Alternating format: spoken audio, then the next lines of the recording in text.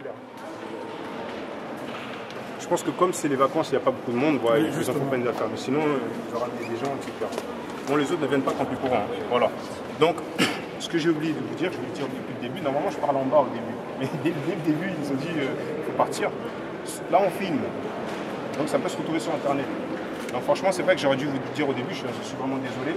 Donc, peut-être qu'il y a des gens qui ne veulent pas être sur Internet. À la limite, venez me voir soit moi, soit c'est Tyranné Faire, soit Kalos. On essaiera d'éditer. Mais on considère qu'on est des amis, qu'on n'a rien à cacher, on ne dit rien d'illégal. Oui, non, il y a des gens, il y a des frères qui viennent nous voir à la fin des conférences. Ils disent ouais, s'il te plaît, mon frère, j'ai intervenu, mais je ne veux pas passer sur Internet. Et c'est ce qu'ils nous disent. Et nous, on respecte leur volonté. On ne pose même pas de questions. Pourquoi? C'est peut-être ton travail, peut-être peu importe. Mais si on ne nous le dit pas, on ne peut pas le savoir. Donc si c'est le cas, on vous a prévenu. Maintenant, vous êtes prévenu. Ça peut être sur Internet, ça peut se retrouver sur un DVD, en vente, etc. Vous voyez? Donc on ne peut pas signer de contrat d'exploitation d'image, on est dans un lieu public et on filme. Non mais c'est pour vous dire quoi. C'est après les gens disent mais comment ça tu utilises mon image, tu n'as pas l'autorisation. C'est ce que je veux dire, voilà. Donc c'était pour vous prévenir. Ensuite, bon, les autres du suivre, ils auront entendu ce que j'avais à dire.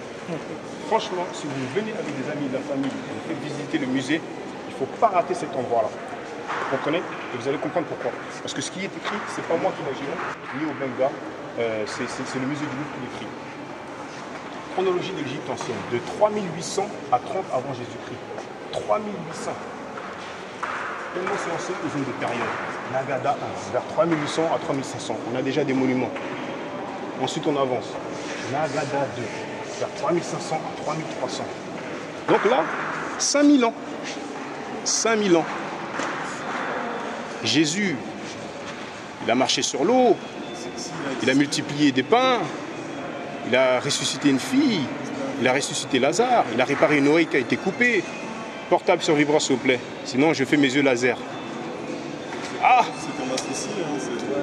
Sanction financière, amende. Bref, mauvais exemple. Hein.